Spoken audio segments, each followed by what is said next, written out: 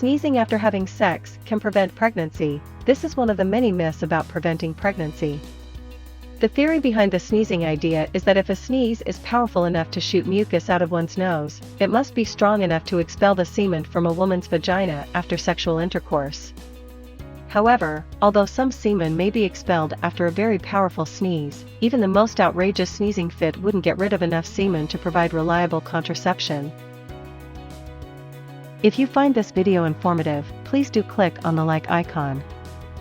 For more videos like this, please do subscribe to our channel and click on the bell icon to get instant notifications on new videos.